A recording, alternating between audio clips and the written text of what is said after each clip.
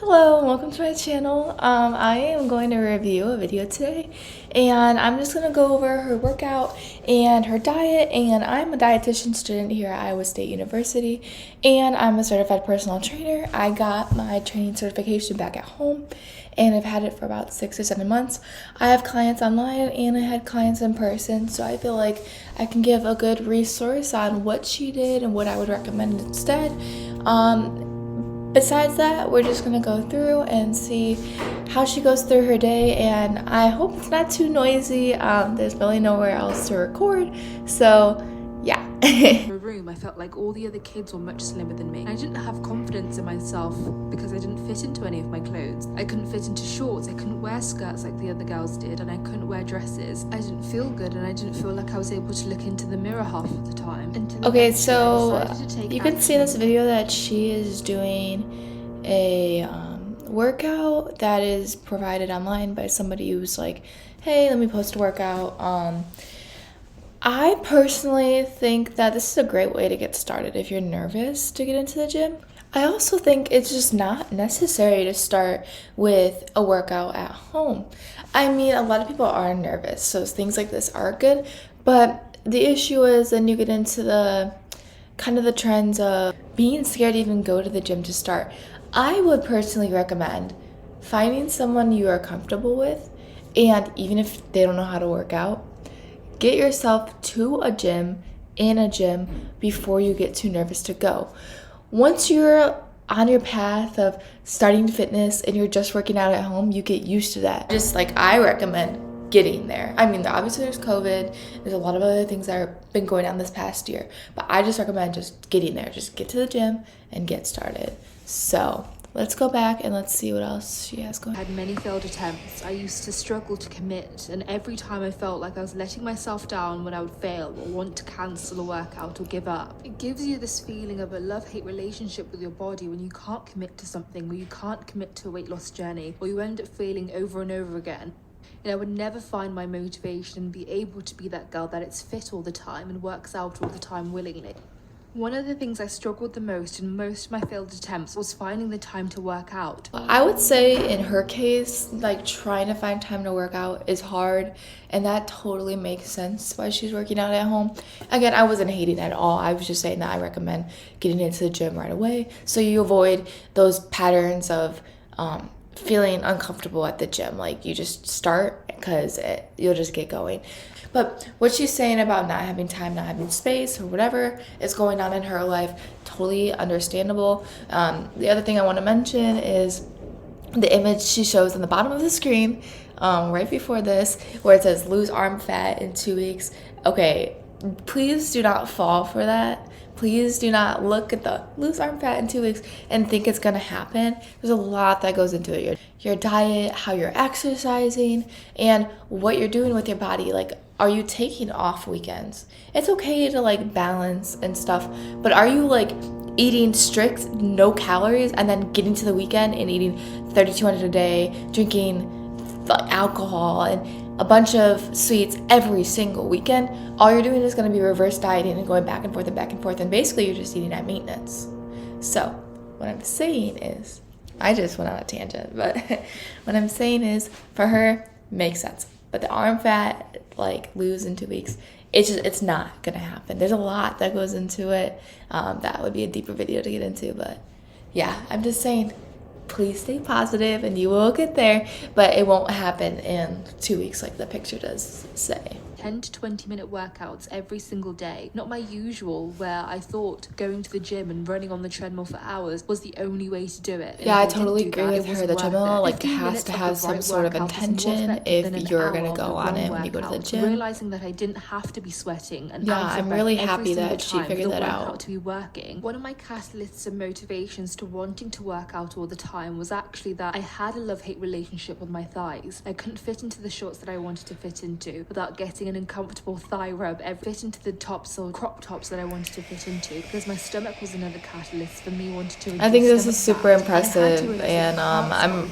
really proud for her. Go and do legs for 10 days in a row thinking I could speed up the process. Instead, building your muscle tissue, which helps you burn fat, you're toning your legs, you're strengthening your mind, and learning to fall in love with your body is what working out is all about. I totally agree. You don't have to work out your legs 10 days. I only go to the gym 4 days a week, and I've seen the most progress, like physically and strength-wise, and it's awesome. I love it. You would rather have 3 or 4 rest days in a row than stop completely. And varying your workouts is what helped me change my mentality on realizing. Yeah, I like varying too.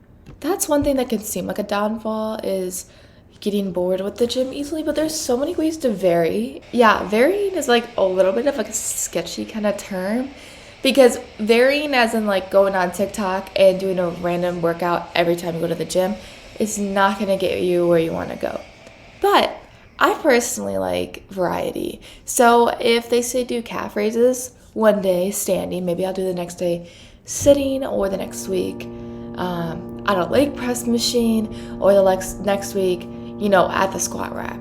I mean, don't do calf raises on the squat rack because people are going to look at you crazy. I'm just giving examples. I think, though, personally, that you need to keep a very solid structure for at least 8 weeks to see the results that you really want. I've seen the most results since I've stuck to an 8-week program. I've seen the most strength results. I've seen the most personal results in myself, along with my diet. I think that totally changed everything, as my diet really did change like my whole physique in like only 8 weeks. So yeah, and then also this recipe she's showing looks really good. But again, if it's not sustainable to eat oats every day, you don't have to eat oats in the morning. I'm not a huge fan of oats, but every gym girl eats oats, and I need to eat oats because protein oats are the best things.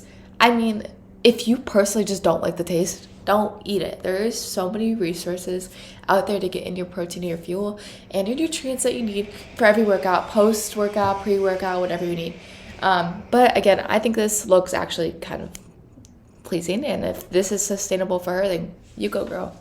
Continue to burn calories. Sometimes when we stop seeing results, our body has just got too used to it. If I stop seeing results, it's nothing that I'm doing wrong. It's nothing that the workout's doing wrong. My body's just used to it now, and I need to find something different, more exciting and harder to challenge my mind, and not only that, my body in its fat burning process. When we take the story back to all the other workouts that I've done in the past, all the times that I've had to get myself up and push myself to get up, and days that I really didn't want to work out at all in the slightest, I thank myself every single time that I did not give up. There were so many weeks in a row where I did not want to work out and where I didn't work out. There were so many times halfway through a workout where I'd sit there and go, it's so unfair. Someone out there right now is sat on the couch, not outside in the pouring rain, running or walking, not exercising and sweating, even if they want to just relax and go to bed right now. And I have to do this. Why do I have to work out? Why am I the one who has to lose weight? And you will have emotions that go over and over in your head throughout your workout journey, throughout your workout week. And it's so normal. And the rest days are so normal as well. Have 4 rest days in a row if you want to have 4 rest days in a row. I still lost 22 kilograms and I got there. What she mentions about rest days are honestly like so important. Having rest days is so important if your body is not feeling it. When you push a muscle too hard, or you feel just drained, your whole body feels drained, maybe you need a break. Listen to your body. That's one thing I tell everybody. I work out with people and they're like, my lower back today, it's hurting so bad. I just don't think I can do this workout. And I'm like, listen to your body. I literally tell them every single time. So first we'll go over your form. Like, what are you doing wrong? Deadlift day, what are you doing wrong? What can I help you with? But if they're really not feeling it, don't push it. Seriously, don't push it. I have left in the middle of a workout because I was just done. My body was drained. I could not finish. I felt terrible. But look where you get when you keep going. I have not been injured in like 2.5, 3 years. You have to be careful with your body. You have to be safe. Your body is a temple. Take care of it. Hello everyone, so I'm going to talk you through my workout schedule now. This is probably one of the most requested things that I get asked about all the time. I sort of wanted to do a video showing you guys my sort of weekly routine, how I decide what I do each week, make sure I'm having an effective weight loss mentality, effective weight loss process, because you guys ask me, how do you know if the workout is working? How do you know if it's the right one? How do you know how often to do it? Should I do it this much? I just want to really bring it back, strip it back, and tell you guys all those things step by step on how I do it specifically, and make sure that you find out a routine that works best for you as well. So first of all, as you will have seen, at the beginning of the week I always write down a list of what I want to do each day, or in the list I already incorporate my rest days. I try to have 2 rest days a week. When you're thinking about it, it's only 10 minutes worth of working out. I always do home workouts at the moment anyway, and if you're thinking about it as 10 minutes only of your home workout and how effective that really is, you're going to realize how much a 10-minute workout can still get you your results, and committing to that for at least 5 days, only 5 days out of your 7-day week for 10 minutes is going to be so effective. I would have to say, as a trainer, I slightly disagree.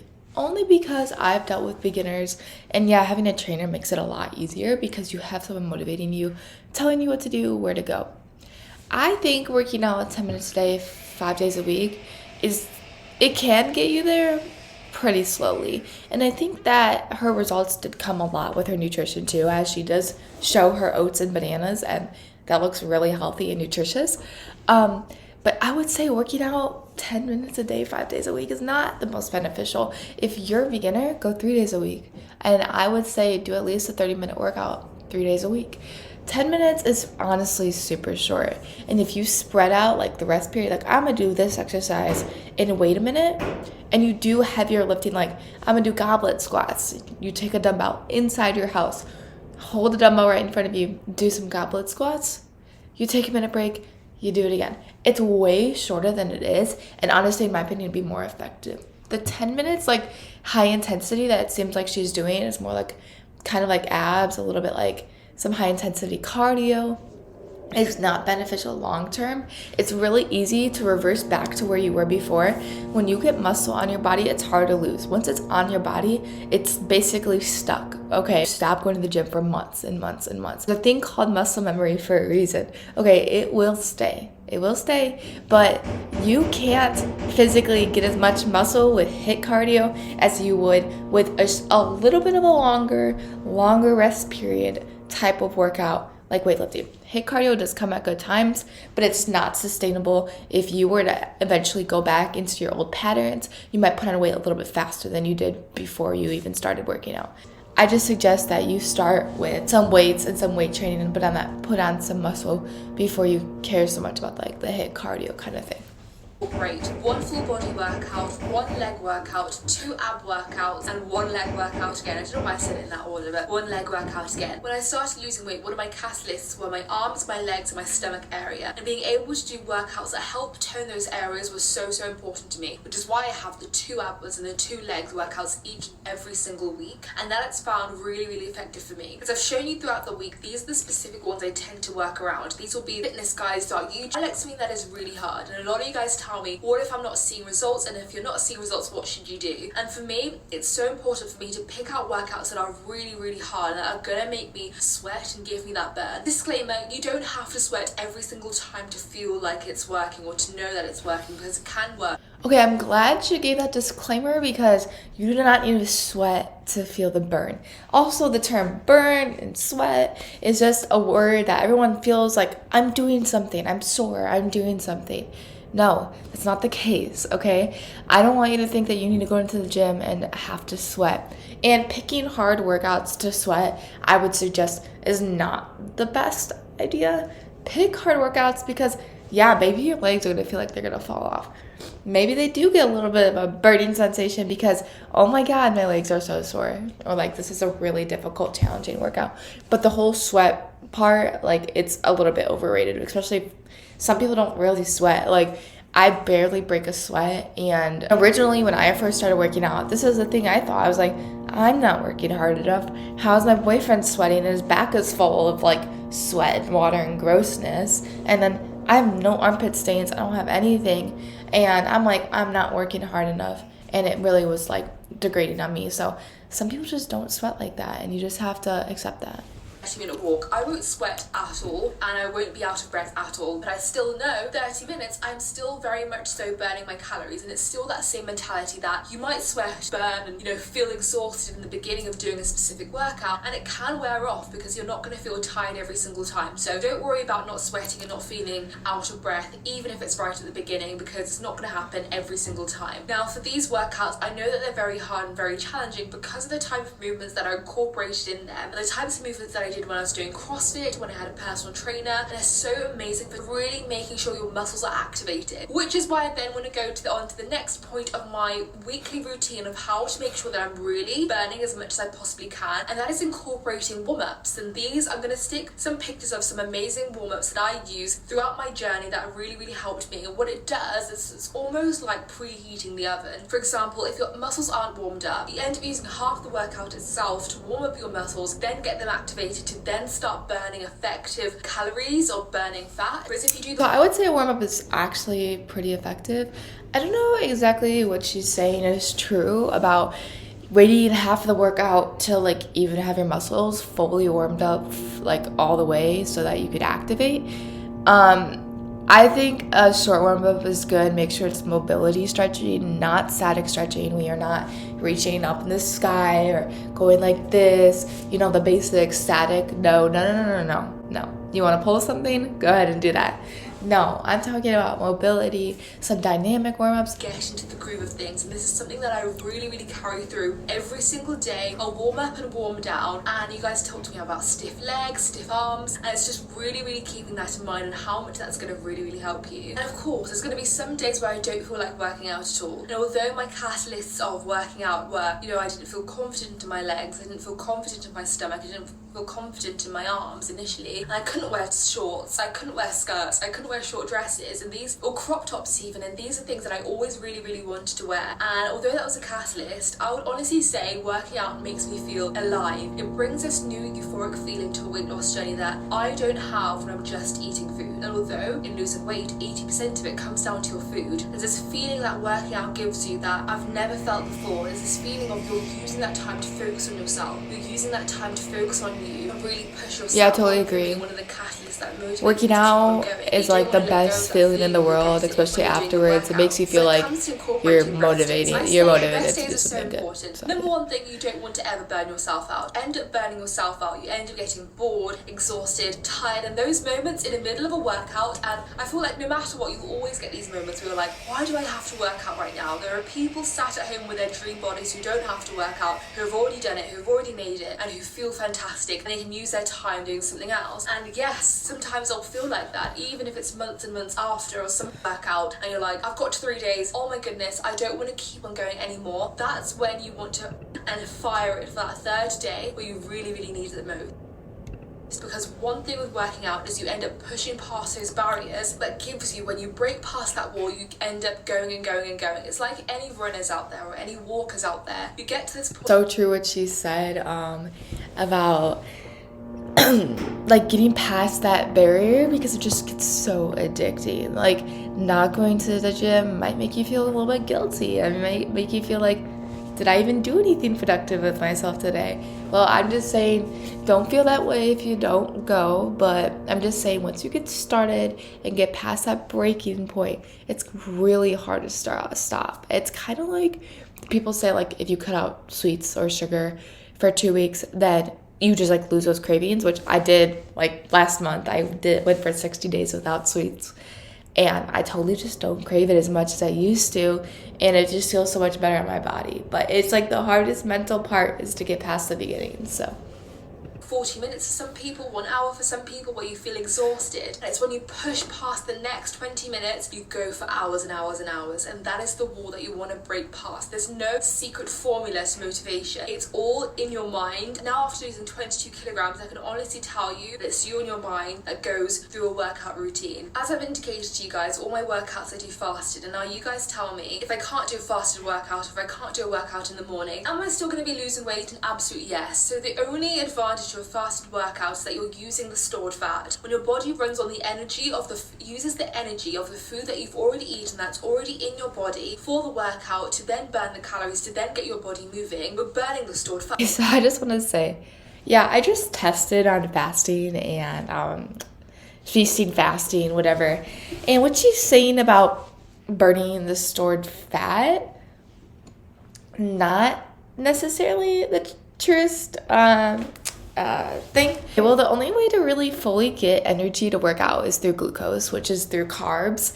And if you are fasting before a workout, you can go in and your liver stores extra glucose, and that produces energy, ATP, so that you could work out. But if you're fasting, there's less likely chance that you're going to be able to use all that ATP, because especially if you're doing this almost every single day, also it'll push off your meals to the end of the day, so the carb load is all squished to the end of the day, and then it sits in your stomach, and then you expect it to be used in the morning. Fasting versus not fasting is not going to affect weight loss versus weight gain, especially right before a workout. And I recommend don't fast. I have tried to fast before workouts, or I've done it on accident, and I'm not as strong. I'm just not. Nobody can feel their full potential when their body is not fueled. You have to fuel your body. Enhancement of the fat burning process. However, if you have to work out at the end of the day, it doesn't mean you're not going to lose weight. You're going to lose weight as well, but it's always that extra when I want to push past a weight loss stop or a weight loss plateau. I know a fasted workout is really going to take you to that next level, but working out any time of the day, you're still going to burn fat. It's just a little tip or a little incentive, maybe on the weekend, to try it out. On times when you're not losing weight, you're like, what can I do? Hey, let me just mention plateau. That's such a negative kind of term. I don't believe in plateaus. There's always room for improvement. And if you're plateauing in something, your weight loss or something, you're not doing something fully. You're not putting your full effort into something that could be pushing that past your limit. Or maybe you're at the point where, maybe you're not losing more weight, but you're losing body fat. Have you checked to look at your body fat? Is your body fat going down? Do you look physically better, appealing to the eye, to yourself, and to others? The plateau itself in weightlifting in every single community means you're missing some sort of muscle, or something is not fully activating the way it should be. That's why you're not getting stronger. Yes, there will come a point where you could only get stronger 2.5 pounds every week in a bench or something. But that doesn't mean that you've plateaued. That means that there's something you need to work on to push past.